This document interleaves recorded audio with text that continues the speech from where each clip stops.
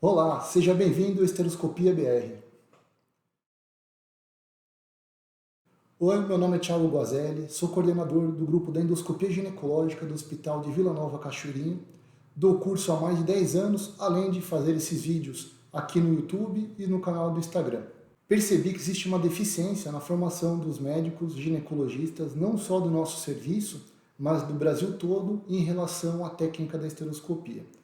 Por isso, resolvi adaptar um vídeo de inauguração do Sterology para a realidade desses novos médicos, para a realidade dos médicos residentes. Esta aula é uma cortesia do Sterology, que é uma plataforma de aulas para o ginecologista e vai te ajudar em muito a dar início na arte da esteroscopia. Se você tiver alguma dúvida, sugestão ou crítica, pode entrar em contato comigo através do direct no Instagram e te desejo uma boa aula. Bom dia, vamos fazer uma aula hoje sobre princípio básico de estereoscopia ambulatorial. A ideia que a gente teve é que a partir do nosso próximo ano letivo, a gente possa oferecer todo o começo do ciclo da endoscopia ginecológica, uma parte de simulação para o R2 e R3, de estereoscopia ambulatorial. Então, tentar fazer um exame no boneco, tentar fazer a simulação da estereoscopia, da movimentação, de como que a gente faz a técnica antes da gente começar a fazer isso de forma prática realmente com as pacientes, tá? Eu acho que, na verdade, todas essas combinações de técnicas de ensino, elas se complementam. Então, acho que assim, não é porque a gente vai fazer primeiro no boneco, depois vai para paciente direto, que a gente vai pular a etapa. Então, eu acho que assim, todo mundo tem que assistir a aula, tem que ter a parte teórica, tá? Não adianta vocês chegarem de peito aberto lá e falar, me ensina. Vocês têm que assistir a aulinha, vocês têm que entender o material, vocês têm que entender como que funciona, estudar por que vocês estão fazendo o exame. Aí depois aprender a montar o material, aprender a como que simula a técnica no boneco, para depois vocês assistirem o seu R4 fazendo o procedimento, para depois vocês irem lá fazer. Acho que existem algumas etapas e essa associação de várias formas que vocês estão aprendendo, eu acho que ela dá um resultado melhor no final. Tá? A estereoscopia ambulatorial é um procedimento super gostoso, é um procedimento que eu acho que deveria ser feito em mais lugares. Tá? Tem uma colega nossa americana, acho que é Linda Bradley, que ela fala que o estereoscópio, na verdade, é o nosso estetoscópio, né? Porque é através dele que a gente consegue enxergar realmente a cavidade.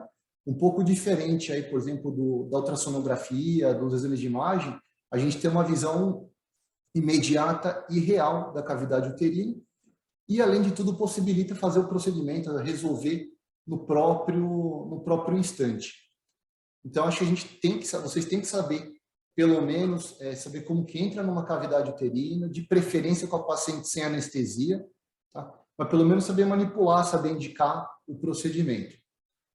Eu vou dividir essa aula aqui em 3 etapas, tá? Primeira coisa, a preparação da paciente. Depois a gente vai falar sobre a vaginoscopia, que é a técnica que a gente utiliza, em que a gente não usa espécula, a gente não usa POSI. E também o controle da dor da paciente, que é o mais importante para a esteroscopia no ambiente ambulatorial. Primeira coisa, o preparo da paciente não é só chegar para a paciente e falar, deite na mesa, coloca uma perna de cada lado e mais ou menos em qual distância. O preparo da paciente é desde o início. A anamnese é um momento importante por 2 motivos. O primeiro motivo é você criar uma situação de um relacionamento médico-paciente. Entenda o seguinte, a esteroscopia ambulatorial, na grande maioria dos casos, é como um ultrassom. A paciente recebe a indicação, ela vai até você. Qual é o seu problema? O problema é tal, deita aí, faz o exame e vai embora. Por ser um procedimento que é um pouco doloroso, tá? E, na maioria dos casos, ela é suportável, mas em alguns ela é bem desconfortável. A gente tem que ter um relacionamento médico-paciente para o paciente poder conversar com a gente, paciente entender o que vai ser feito e também ela acreditar no procedimento que você vai fazer. Lembra que hoje isso é um negócio chamado Google, e se você jogar lá no Google esteroscopia ambulatorial, vai ter um monte de relatório, um monte de relato, na verdade, de pacientes que falaram, ah, esteroscopia dói. Por quê? Porque a paciente que fez o exame deu tudo certo, foi tranquilo e tal, não vai falar nada, mas a que dói, que reclama, vai fazer lá um baita de um textão falando sobre, nossa, que procedimento do capeta, que negócio ruim e tal. É um procedimento que em algumas pacientes ela não vai ser tolerável, a gente vai conversar sobre isso, a gente tem que respeitar e conversar com a paciente o tempo todo, tá? Então, na anamnese, a gente tem aqueles que a gente fala que são 7 minutos, em que a gente vai criar um relacionamento médico-paciente, é o momento que você vai entender o motivo da paciente estar com você, não só deita aí, faz o exame e a gente descobre, e também é o momento de você tranquilizar a paciente e a paciente acreditar em você.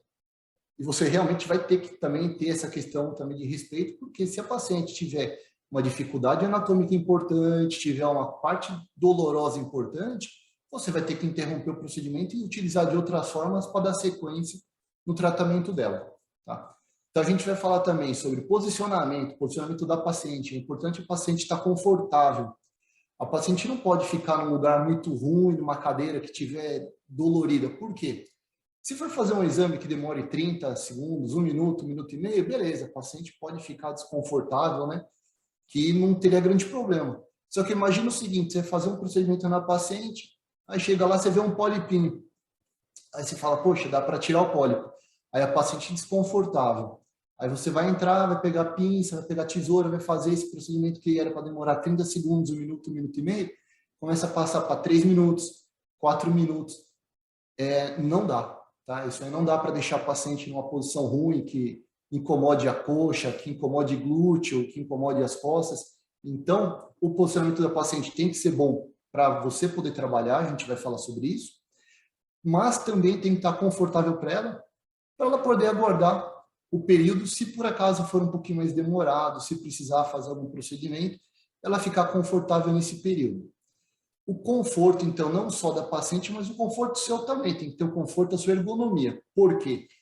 Porque se você for fazer um procedimento durante o dia, poxa, tranquilo, você faz corcunda, faz com braço torto, mas se por acaso você for fazer mais do que um procedimento, vai começar a dar dor no braço, vai começar a dar dor nas costas, vai ter incômodo. E tudo que for causar incômodo no médico que está fazendo o procedimento, começa também a atrapalhar no procedimento. Então, você vai começar a tremer mais a mão, você vai começar a perder um pouco da sua destreza, e isso vai gerar desconforto na paciente. Então, vira um ciclo vicioso.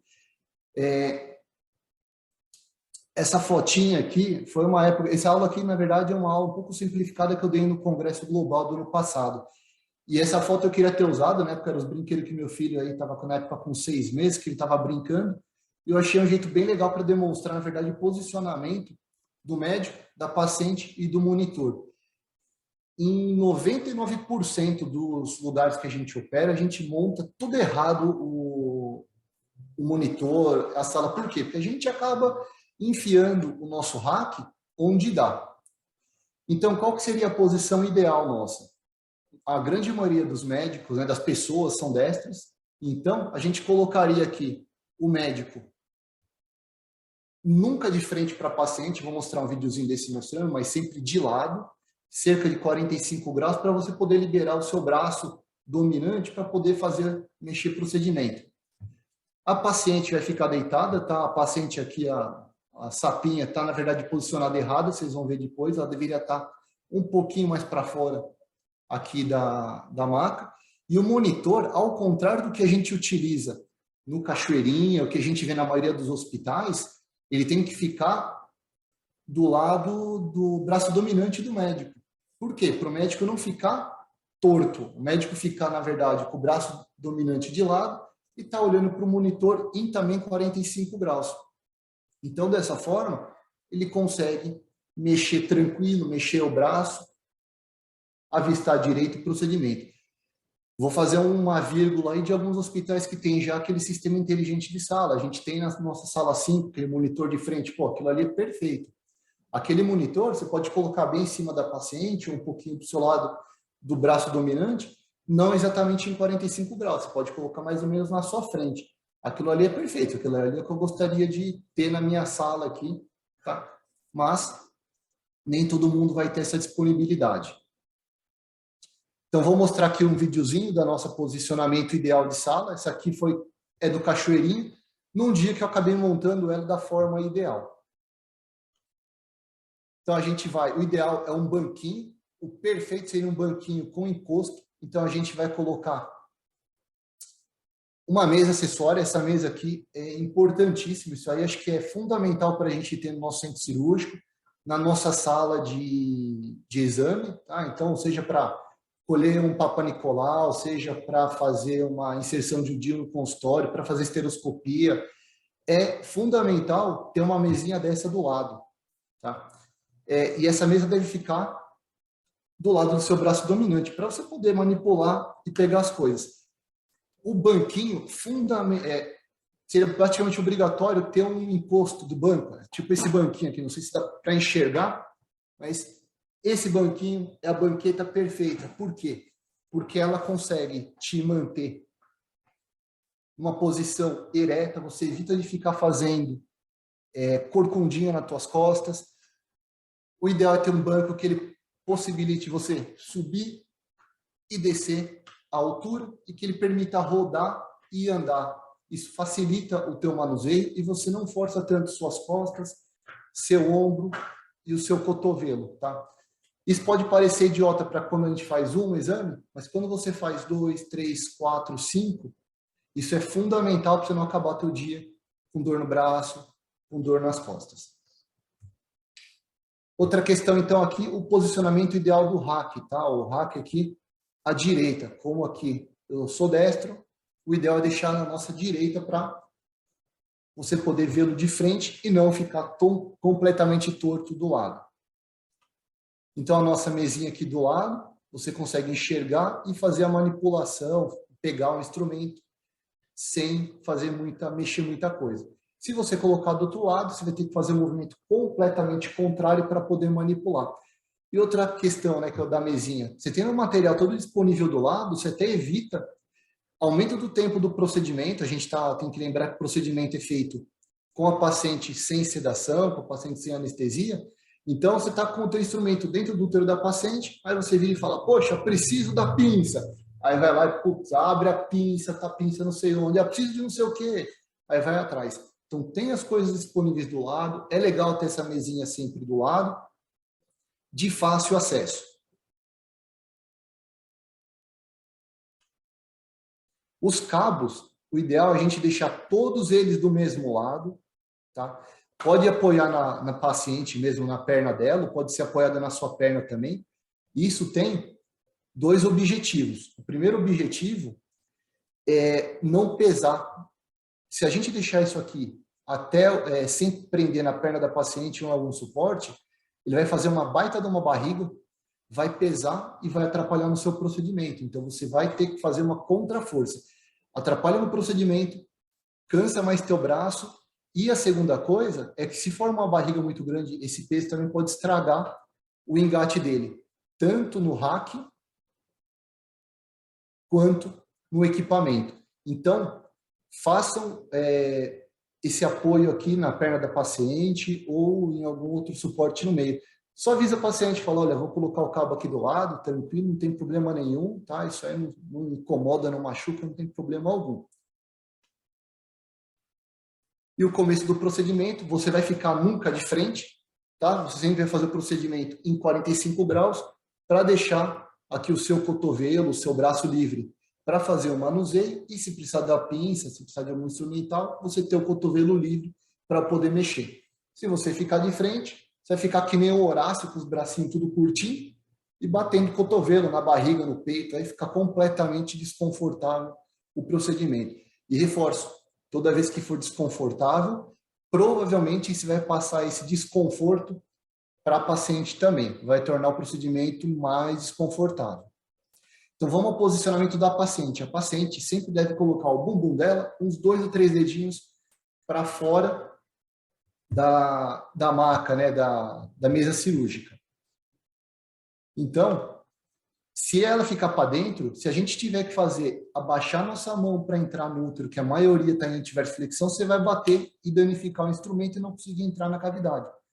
Se você coloca esses 2 ou 3 dedinhos para fora, você consegue esse tipo de movimentação sem grandes problemas.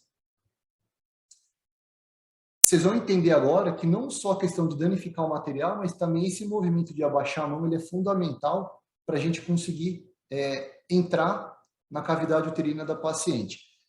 A vaginoscopia que a gente vai fazer foi uma técnica iniciada a partir do momento que trocaram o meio de distensão. Tá? Antigamente usavam o gás na esteroscopia. Faz muito tempo, tá, que isso aí já caiu por terra. Eu fiz residência no Cachoeirinha, comecei no R1 em 2008. Em 2008 já fazia um soro fisiológico. Então, assim, faz uns 15 anos aí, pelo menos, que o gás carbônico caiu em desuso. O gás carbônico era uma meio de extensão que tem a única vantagem dele causar menos sujeira, porque do restante ele não permite biópsia, ele obriga você a colocar espécula, ele obriga você a usar o POSI, ele é mais doloroso e começa a formar bolha por causa do gás com sangue e não é uma boa opção de meio de extensão. Então, a gente vai utilizar sempre o soro fisiológico para esteroscopia ambulatorial, exceto quando a gente vai utilizar energia monopolar. Tá? Aí a gente vai usar os meios de distensão, que é o sorbitol, o manitol e a glicina, que não tem eletrólito. Na vaginoscopia, então, a gente vai sempre deixar encher a vagina de soro, a gente vai transformar a vagina, que é uma cavidade virtual, em uma cavidade real. Na hora que a gente enche de soro, ela distende, e com movimentos delicados a gente vai procurar o nosso colo.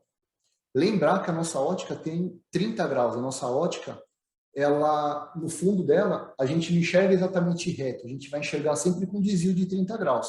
Então, vocês vão ter que treinar a cabeça de vocês para transformar a sua visão 30 graus para cima. Por isso que quando a gente está fazendo o exame, eu aviso vocês, não centralizem a imagem de vocês.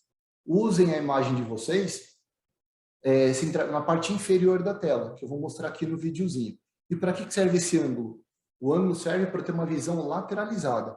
Então, a minha ótica está retinha, mas na verdade a minha visão não sai reta junto com ela. A minha visão sai 30 graus para o lado que tiver essa ótica, a ponta da ótica. Isso é bom para esteroscopia, por quê? Porque eu fazendo um movimento de rotação do tubo da ótica, eu consigo enxergar a parede anterior, as laterais e a posterior, sem fazer um movimento. Então, eu só vou rodando a posição da ponta da ótica e consigo enxergar a cavidade toda. Esse tipo de ótica vocês vão ver tanto na esteroscopia, tanto em alguns instrumentos de laparoscopia, que você consegue enxergar cantos melhores sem fazer movimentos tão angulados com o instrumento. Na laparoscopia, você até consegue dar um jeito, que você faz uma força para cá, uma força para lá, a paciente está anestesiada. Na esteroscopia ambulatorial, não. Quanto menos movimento a gente fizer com o nosso equipamento no colo da paciente, melhor. E outra questão importante também, vai conversando com a paciente, orienta a paciente durante o procedimento também. Você já orientou para a paciente que o procedimento pode ser desconfortável, mas durante o procedimento fala, olha, esse momento incomoda um pouquinho, olha, esse exame está um pouco mais difícil, como é que a senhora está? A fala serve para duas coisas, para você confortar e orientar a paciente e para você também distrair a paciente do que está acontecendo. Isso você pode utilizar não só na esteroscopia, mas para inserção de DIU também, por exemplo, na hora que vocês estiverem fazendo anestesia da inserção do implante.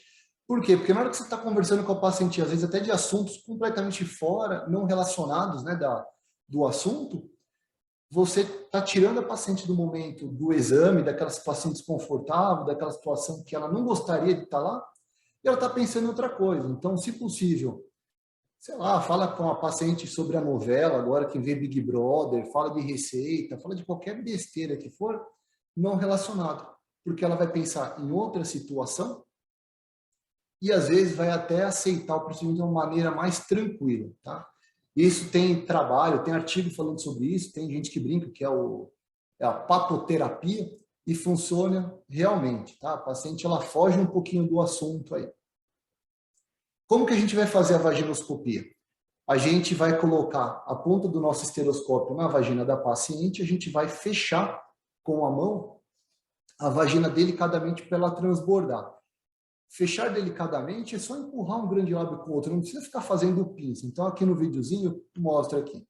Então, não tem por que você pinçar, porque isso incomoda um pouco mais. Empurra delicadamente um grande lábio aí contra o outro, que é muito menos desconfortável.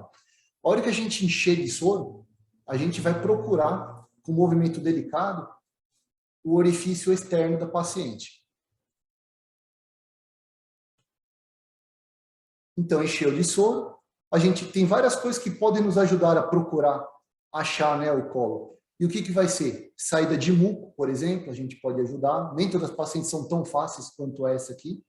Tá? Saída de muco, a gente vai tentar fazer uma visualização. Se por acaso pacientes mais obesas, pacientes às vezes mais idosas que têm cisto ou uma retocele, atrapalha um pouco mais, pode exigir um pouco mais de pressão na distensão. Coisas que às vezes podem ajudar também.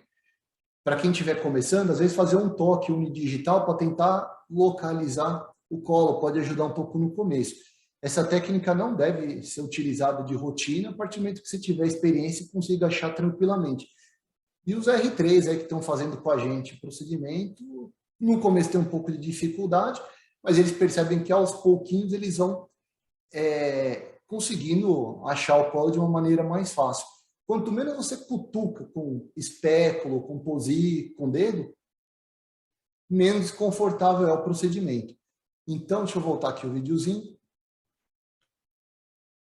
Uma outra dica é você não encostar tão próximo da parede, que você tem que fazer muito movimento para enxergar, então você vai dar meio que um zoom out com a tua ótica e você vai encostar. Deixa eu ver se eu pauso aqui na hora certinha aqui. Então, o que eu estava dizendo da questão da angulação da ótica é o seguinte: a hora que vocês forem encostar no teu destino, você não vai centralizar a tua imagem. Você vai colocar a tua imagem perto dessa chifrinha aqui embaixo, que ela serve para te mostrar onde que está a tua fibra óptica. E você vai colocar ela aqui na parte inferior da tela, porque geralmente você está colocado com a tua ótica para baixo, com a fibra para baixo, e você vai estar olhando para cima. Se você vai estar olhando para cima, você vai jogar, então, o teu destino para baixo aqui, tá? Movimentação aqui perfeita. Então, a gente vai entrar com o nosso equipamento no orifício externo da paciente, e nesse momento, aquela nossa mão que estava fazendo aquela, fechando a vagina, essa mão aqui não vai servir mais para nada. O que a gente vai fazer? A gente vai tirar essa mão da vagina e vamos colocar a mão na fibra óptica. Tá? Esse é o momento que vocês têm que avisar para a paciente que às vezes pode causar um pouquinho de dor.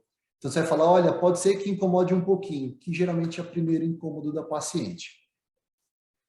A partir desse momento a gente vai ter que fazer o controle da dor da paciente. Então a gente já falou, o que ajuda bastante? Conversar. Ah, mas pô, doutor, estou começando a fazer o exame agora, eu não consigo falar e não consigo fazer o exame. O que você vai fazer? Chama ajuda, tá? Então, pede para a enfermeira conversar, pede para quem estiver na sala conversar, chama para a gente conversando junto, porque essa questão ajuda bastante. Se for, a paciente estiver nervosa, dá a mão para a paciente, entenda a paciente e respeite essa questão dolorosa da paciente, tá? Isso é bem importante. Então, vamos lá, canal cervical, o que a gente pode fazer para diminuir a dor? Primeira coisa, não bata na parede do canal cervical, respeite a anatomia do canal cervical. A grande sacada da esteroscopia ambulatorial não é pegar pincinha, fazer biópsia, tesoura e tal. O negócio é passar o canal. Essa questão de ultrapassar o canal é o grande mistério e a grande habilidade do bom esteroscopista que faz o procedimento em regime ambulatorial.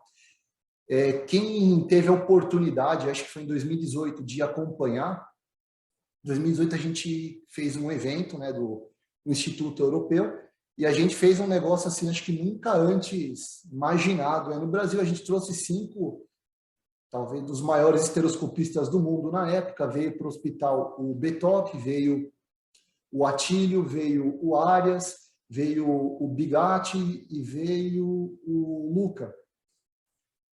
O Bertocchi fez, tipo, 10 cirurgias ambulatoriais, assim, completamente tranquilo, mexeu na paciente, cortou. O Atílio, a mesma coisa. E você começa a entender o que cada um faz de diferente, de conversar, de manuseio, da mão que não mexe.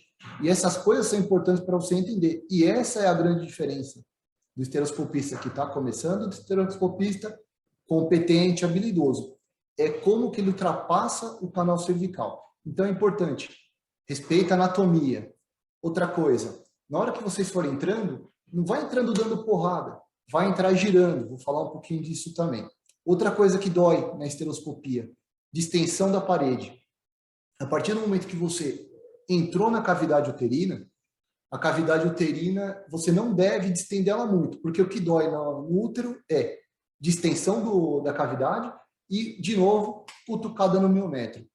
Mexer no pólipozinho superficial, fazer uma biópsia superficial, não dói porque não tem terminação nervosa. A partir do momento que você distende a cavidade, você está mexendo com terminação nervosa do miométrio. A partir do momento que você pega a tua pinça e cutuca e encosta no miométrio, tem terminação nervosa e dói também. Então, lembre-se sempre de maneirar a cutucada. 2 pontos aí que eu esqueci do canal cervical. O primeiro ponto é: evitem fazer angulações muito grandes com a tua ótica no canal cervical. Então, vai precisar olhar a cavidade uterina, vai precisar, use a angulação da ótica e mude de acordo para as paredes laterais, anterior e posterior. Tá? Para entrar no canal, às vezes realmente precisa baixar bem a mão. A partir do momento que você entrou no canal cervical, para de ficar fazendo grandes angulações para o teu equipamento. E segunda coisa, ficar cutucando parede do canal cervical e ficar cutucando miométrio, além de causador, sangra. E o sangramento é outro fator também que geralmente impossibilita você continuar fazendo o seu procedimento. Então, quanto menos você bater na parede, quanto melhor você respeitar a anatomia do canal e também respeitar depois dentro a tua biópsia, o teu manuseio, melhor. Então, vamos entender aqui nosso equipamento. Tá? Então, por que eu falo para vocês entrarem sempre rodando? O equipamento de vocês ele tem duas especificações que não foram só feitas por causa disso que eu vou falar, mas a gente consegue utilizar isso como vantagem.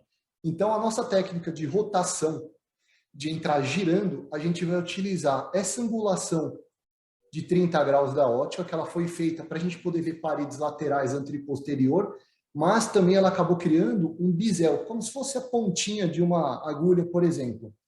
E quando a gente vai entrar rodando, a gente vai utilizar essa pontinha para ir quebrando alguma aderência e a gente vai meio que negociando o ângulo tortuoso, a questão tortuosa do colo.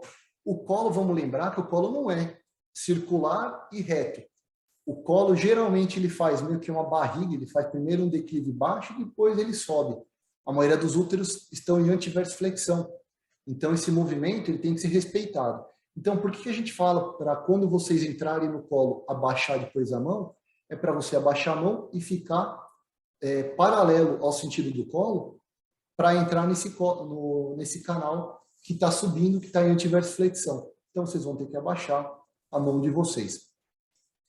Quando vocês vão entrando e vão girando, vocês vão meio que negociando com esse colo tortuoso, que o colo não é cilíndrico, o colo ele é em fenda e ele não é toda hora no mesmo caminho. Ele às vezes começa meio achatadinho, depois ele vira de pé, e a hora que você vai virando o teu equipamento, que ele é meio que forma que em gota, ele vai se adaptando e vai entrando sem bater tanto no canal.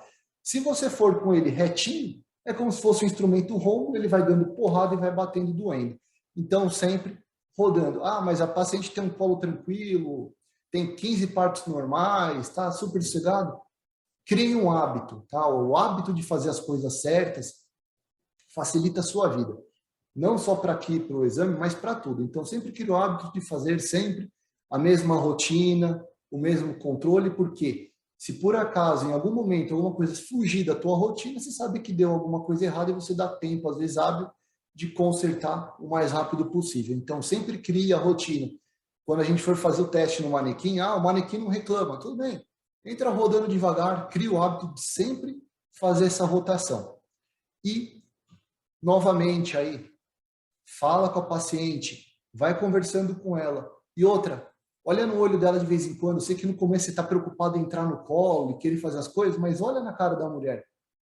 Porque, às vezes, a paciente, principalmente no caso do Cachoeirinha, dos serviços públicos, vamos entender a paciente. Às vezes é uma paciente que foi, primeiro, chegou o colega do postinho e falou, olha, você está com espessamento, pode ser um câncer. A mulher já está, cresceu os olhos, está preocupada. Aí ela vai tentar marcar o exame. O exame só tem para daqui 3 meses, 4 meses, 1 ano. Pô, a mulher, o cara já falou que pode ser que seja um câncer. Aí a mulher entra na internet, lá no Google, pô, risco de câncer. Aí ela vai lá e 3 meses, 4 meses, 1 ano de fila.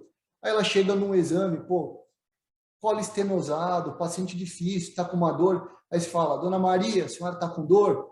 Ela, não, está fazendo aquela cara de dor. Então, olhem para a cara da paciente e entendam o que a paciente está acontecendo com a paciente, porque em muitas situações a gente está lá forçando e tal, e a paciente está, se esgoelando. E aí não tem porquê, né? Não tem justificativa da gente estar forçando esse exame com ela. Então, acho que tem que ter a experiência, né, a expertise do colega, para saber se realmente é possível dar continuidade nesse procedimento e também se essa paciente está aguentando. Várias vezes a gente está vendo a paciente um colo super tranquilo de entrar e a paciente lá falando, olha, eu não aguento. Conversa com a paciente, explica para a paciente a necessidade do exame. Se realmente ela não consegue suportar esse procedimento, interrompe, passa, explica que o procedimento vai ser feito com anestesia daqui 4, 5, 6 meses e segue a vida. Tá? Em muitos casos, a gente consegue orientando, parando um pouquinho, ultrapassar essa barreira anatômico ou até da questão de uma cineca e tal do colo, e às vezes até a paciente aguentando, suportando um pouquinho mais aí em casos mais difíceis. Mas é sempre importante a gente dividir esse prolongamento, né, essa sequência do exame com a paciente. Aqui eu vou mostrar, né, a importância. Na hora que vocês forem entrar na cavidade uterina, vocês têm que sempre ter o controle da distensão, tá? Evitem passar de 80 milímetros de mercúrio de distensão, porque começa a ter maior distensão da fibra muscular, começa a ter mais dor, tá? E quando forem fazer o exame, evitem pegar o estereoscópio e ficar a olhar um lado, olhar o outro. Usem a fibra e a angulação para fazer o exame e para olharem. Então, quando vocês entrarem na cavidade, afastem um pouquinho, tenham uma visão panorâmica, que às vezes, principalmente em pacientes com úteros menores, pacientes pós-menopausa, aquele útero bem cilíndrico, só o fato de você dar uma discreta rodadinha, você já enxerga aí a cavidade toda. Então, aqui, por exemplo, a gente já começou virando para o nosso lado esquerdo, a gente está vendo o lado esquerdo da paciente, rodando a gente consegue ver a parte anterior e rodando de novo o lado direito da paciente. Então, não tem necessidade de ficar rodando aí teu estereoscópio, porque isso, além de não ajudar em nada, ainda às vezes vai atrapalhar, causando mais dor na paciente. Isso aqui acho que nem cabe muito a vocês, mas é só para quem tem um pouco mais de curiosidade. Controle da dor, uso de medicamento anti-inflamatório. Tem alguns trabalhos que melhoram um pouco aí o uso dele 30 minutos antes, tá? Não gosto de utilizar, não uso de rotina. Temos que lembrar que a gente tem muita paciente no nosso ambulatório com mais de 50 anos, então às vezes é mais complicado o efeito colateral do anti-inflamatório do que ele vai nos ajudar. O isoprostol não ajuda em absolutamente nada, ele reduz um pouquinho o tempo de dilatação, mas perfuração, falso trajeto, é tudo complicado. O estrogênio eu gosto de utilizar, tá? Então, para quem às vezes acompanha um pouco mais, os R4, se eles vêm, pacientes que a gente tem dificuldade no procedimento por colo estenosado, usa o estrogênio, 15 dias diário, depois de 15 dias a gente repete o exame. A anestesia, o bloqueio paracervical tem uma discreta melhora na hora de passar o colo, mas ele não ajuda na distensão da dor. Então, para fazer biópsia, para fazer cirurgia, ele não vai ajudar em nada. Não utilizamos, tá? A gente faz como é que funciona a nossa rotina. O paciente vai lá com a gente. Se por acaso, algum motivo, a gente não conseguir avançar no colo, vai direto para a parte de anestesia. Se a paciente for colaborativa, se a paciente quiser, a gente às vezes faz o preparo do colo com estrogênio, às vezes a gente avança um pouquinho, depois a gente para. Então, pacientes, por exemplo, que tem muita cineca, paciente que às vezes tem uma estenose de colo, a gente avança até o momento que a gente considera bom, ou até a paciente também tolerador, mesmo porque depois de 15 dias, não só a questão do estrogênio também reduz o processo inflamatório que a gente causou nesse dia, e a gente dá sequência no outro dia também para melhorar e ter uma visibilidade melhor. Então, às vezes você está entrando, conseguiu avançar no colo, mas sangrou um pouquinho mais, tem muito muco, soltou uma cineca e sangrou um pouco mais, a gente pode passar isso para frente, aí depois de 15 dias melhor, e a gente faz uma reavaliação da cavidade, não tem problema nenhum, isso é comum em alguns casos, tá? Então, aqui para terminar, aqui vamos mostrar que esse é um trabalho do professor Betoc, em que 90% a 95% dos casos a gente tem sucesso. A gente repete isso no nosso dia a dia do Cachoeirinha, porque a gente vai lá com vocês, com residência, e a gente faz junto, segurando a mão, muitos fazem sozinho, e são raros os casos que a gente não consegue, que a paciente não tolera. Vou dar exemplo ontem eu fiz com R3 os exames, não teve nenhum caso que a gente não conseguiu, a gente fez acho que ontem 6 casos, pacientes idosas, pacientes que têm uma certa dificuldade, tá? E eu deixo aí a questão para a gente entender o por que eu não consegui entrar nesses 5, 10%, que acho que a questão dos 90, 95 não são esses que a gente vai ter que pensar, a gente tem que entender os outros 5, 10%. Então, primeira coisa, a gente tem que respeitar sempre a paciente. O paciente chegou e falou, eu não quero mais, está doendo. Para o procedimento e fala, dona Maria, está doendo quanto? Está doendo um pouquinho. Olha, se a senhora quiser, puder suportar um pouquinho e tal. Não, está doendo um pouquinho, mas está de boa, porque disseram para mim que não doía nada. Não, dona Maria, incomoda um pouco, dá para suportar? Não, está tranquilo. Tá, vai lá. Está doendo muito, não aguento mais, quero parar. Tem certeza, não sei o quê. Poxa, pega uma paciente que tem muito fator de risco e tal, tenta achar alguma outra forma de tentar resolver. Então, paciente obesa, paciente hipertensa, diabética, especialmente endometrial, sangramento pós-menopausa, tudo. Poxa, é importante a gente ver, não quero. Sei lá, coloca uma sonda de alívio, tenta fazer uma biópsia, tenta fazer alguma coisa para resolver se a paciente realmente não tolerar a entrada e antecipar, às vezes, um diagnóstico e se não conseguir, com anestesia aí, dentro do período esperado. E entenda e aprenda com essa questão. Aprenda a conversar melhor com a paciente, aprenda a respeitar melhor as dificuldades e aprenda também a como a técnica melhor para entrar, porque nem sempre o problema é da paciente, nem sempre o problema é da anatomia, nem sempre o problema é da patologia que te atrapalhou. Às vezes o problema é seu, que você não abaixou a mão o suficiente, às vezes você não posicionou a paciente da maneira adequada, às vezes você não tinha o material adequado para aquele procedimento. Tá? Então é importante a gente entender aí essa nossa falha. E eu termino aqui então explicando que a esteroscopia ambulatorial é um procedimento que é importante para todo ginecologista. E a grande dificuldade dele, além da questão do custo do equipamento, é que ele depende de muitos fatores para dar certo. Então, esses 3 pontos que eu falei, que é a preparação da paciente, a vaginoscopia e a técnica, o controle da dor, eles andam junto. Se um desses tripés caírem, provavelmente, assim, nos casos que forem um pouquinho mais difíceis, você não vai ter sucesso no procedimento. É lógico, quando vier aquela paciente super tranquila e tal, você entrou, às vezes, sem querer, você já está dentro do útero. Mas, quando tiver uma dificuldade, você não vai conseguir entrar, tá? Então, acho que o nosso objetivo, tá, do grupo aqui da endoscopia é tentar acertar com vocês a passagem da técnica. Então, vamos tentar, tá? E acumulando essas formas aí de ensino. Então, eu falo para vocês aqui, acho que agora, com essa aula gravada, eu acho que isso aqui vocês devem passar, não tenho como, acho que, obrigar todo mundo a assistir, mas faz parte. Então, acho que vocês deveriam assistir essa aula.